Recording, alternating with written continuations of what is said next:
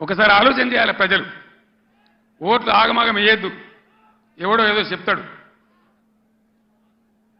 ఇదివరకే మొన్న దెబ్బతిన్నాం, మొన్న ఎలక్షన్లనే దెబ్బతిన్నాం, కింది మీద అయిపోయినాం. ఎంత ధీమాగా ఉండ్రి రైతులు, ఎంత మంచిగా ఉండ్రి, ఎంత బ్రహ్మాండంగా ఉండే, ఎంత మంచిగా రైతు బంధు మీ బ్యాంకులో పడుతుండే, కరెంట్ ఎంత మంచిగా వచ్చేది, చెల్లుకుంటలు ఎట్లా నిండి ఉండే, ఏ విధంగా నీళ్ళు వస్తుండే, మీ డబ్బులు ఎట్లా కొన్నాము. ఇలా తప్పుడు వానలు పడే పరిస్థితులున్నాయి. అక్కడక్కడ తెచ్చిన వాళ్ళే వడ్లు తడిచిపోతున్నాయి, కాంటాలు పెడతలేరు, కొనుగోలు జరుగుతలేదు, దాని మీద గవర్నమెంట్కు నియంత్రణ లేదు. అందువల్ల దయచేసి మేము కడుపులో పెట్టుకొని కాపాడిన రైతులు ఇలా ఆగమాగం అవుతా ఉన్నారు.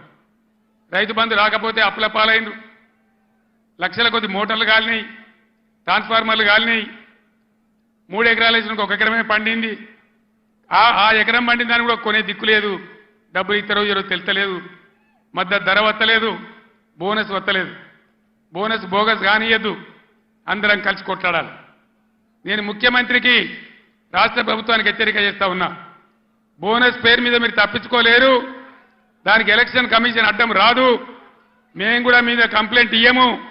ఏ రైతుకు ఎంత బాకీ ఉంటారో అంత బోనస్ చిట్టీలు కూడా ఇలా రాసి ఇవ్వండి.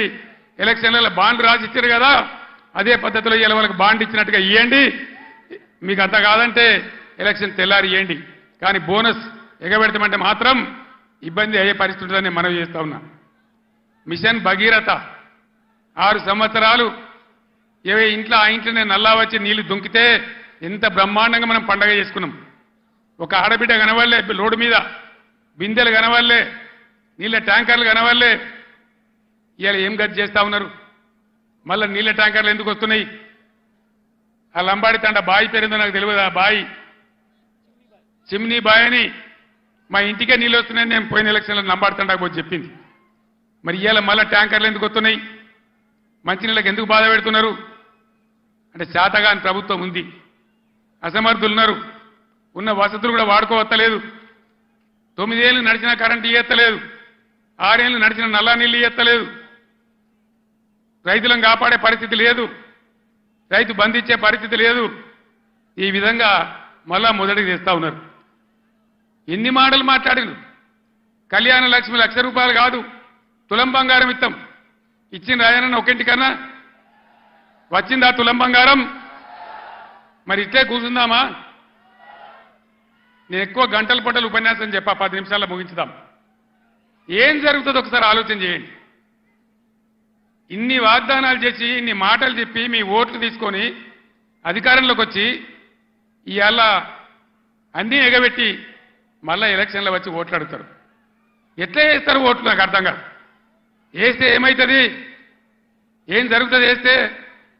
మేము ఎన్ని చెప్పి, ఎన్ని అబద్ధాలు చెప్పినా మళ్ళా మాకే గుద్దిండ్రని ఆయనతో ఏం లేకుంటే ఎగబెడతారు.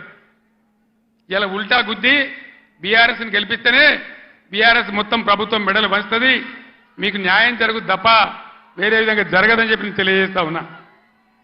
అందుకోసం ఒకటే మాట మీరు ఆలోచన చేయాలి. ఇవాళ అనేకమైనటువంటి ఇబ్బందుల్ని